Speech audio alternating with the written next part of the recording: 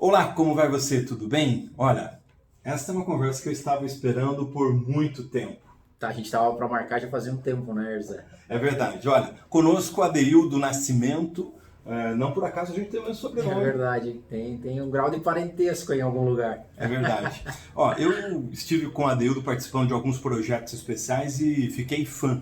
Adeildo, RH estratégico dentro das empresas. Estamos conseguindo ter essa percepção de que essa área é tão importante? Eu acho que com o passar do tempo, mais até.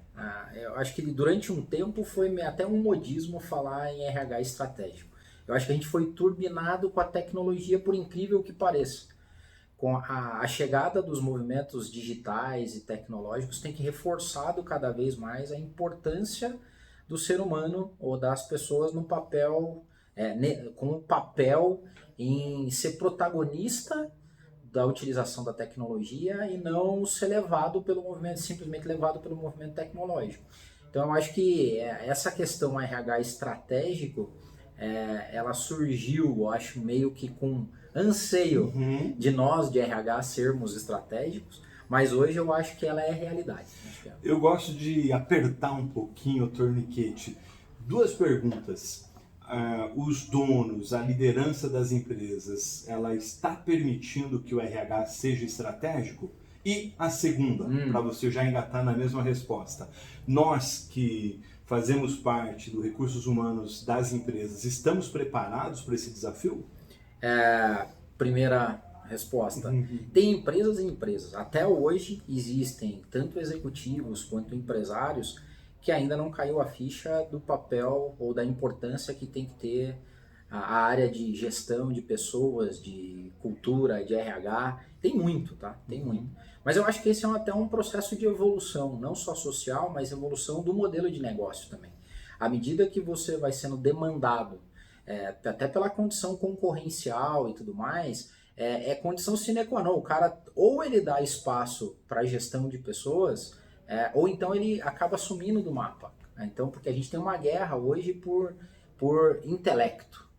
Na economia industrial, você queria perna e braço para executar as coisas. Hoje você precisa de Demanda de pessoas cérebro. que agreguem valor intelectual para que você seja competitivo, no mercado cada vez mais competitivo, com margens cada vez menores, dependendo da área que você trabalha. Então é condição de necessidade, né? Ainda assim, tem aquela pessoa que é mais turrona e que acredita que não tem importância nenhuma isso. Mas, curiosamente, são as empresas que estão ficando para trás ou estão perdendo competitividade. É o velho desafio do mude ou morra. É isso aí. E do outro lado, que você perguntou sobre o pessoal, nós, os profissionais de RH, qual é o nosso quinhão nessa parte, também existem dois cenários. Tem o profissional de RH que se apropria cada vez mais disso, que é protagonista das mudanças e que se coloca num papel estratégico de importância, e aquele que simplesmente está atrás de uma ocupação e que está trabalhando para ganhar dinheiro. Então, Na hora de fechar o planejamento estratégico, recursos humanos deve participar, estar junto para definir essa estratégia, principalmente considerando a questão de resultados das companhias, Adeildo? empresas e empresas. Eu, por exemplo, eu não só sou defensor disso, essa é uma bandeira que nós temos com os profissionais de recursos humanos na ABRH, por exemplo, o papel crucial, puxar para o si, lado de fazer parte. protagonista. Agora, uma coisa que está ficando cada vez mais clara quando a gente olha para o futuro é que o futuro vai ser baseado em tecnologia e gente. Essa é os dois grandes pilares do futuro.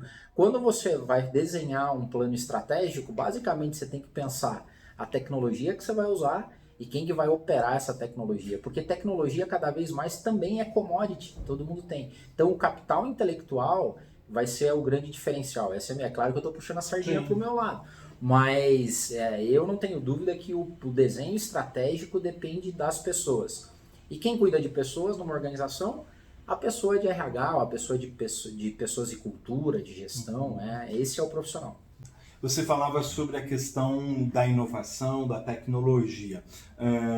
A empresa do futuro está fortemente baseada na questão da criatividade e da inovação. E você trouxe muito bem de que quem muda as companhias, quem toca, né, a tecnologia são pessoas. Inovação daqui para frente, o grande desafio.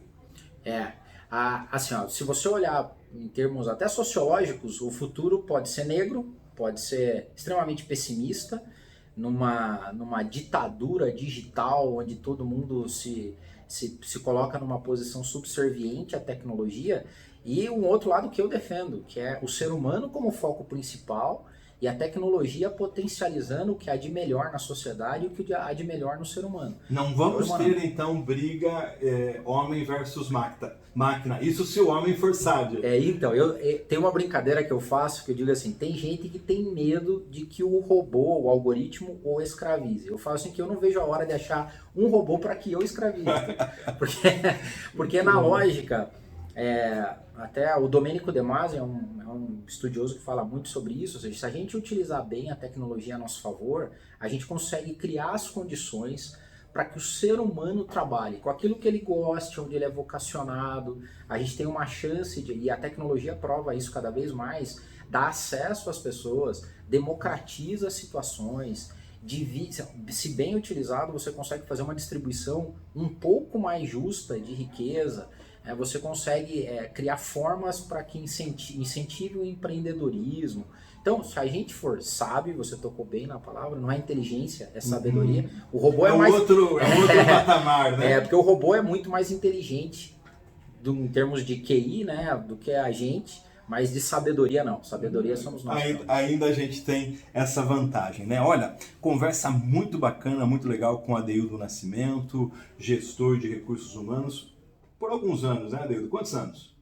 25, 26 anos trabalhando nessa. Vocês vão gostar aí, porque a gente vai estar fazendo aí uma série de conversas. São 4 capítulos, pelo menos, aí, dessa conversa com ele. Você falou no Domenico De Masi, vale 2 citações e 2 dicas do Domenico De Masi, né? O ócio criativo, onde ele fala dessa mudança toda, cita exemplo de empresas que não existem mais, né? Ele falava da Olivetti lá no ócio criativo, que nem existe mais máquina de escrever. Fala da Fiat, e outro livro dele é o Economia do Ócio, né? Isso que ele trata disso também. E tem um outro que é O Futuro Chegou, que é um que ele escreveu, onde ele faz um compêndio histórico de tudo que a gente aprendeu com todas as eras, religiões, modelos industriais, populações.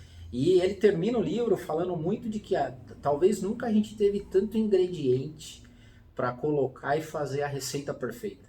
Se nós formos sábios em olhar para o passado, naquilo que deu certo, naquilo que não deu certo, a gente tem todos os ingredientes à disposição. É para fazer uma nova construção, né? Aliás, ao longo da história da humanidade, a gente fica com esse medo aí a respeito da tecnologia, do robô, do algoritmo, do machine learning, aquela coisa toda, mas ao longo da história o ser humano sempre soube superar os desafios que lhe foram impostos.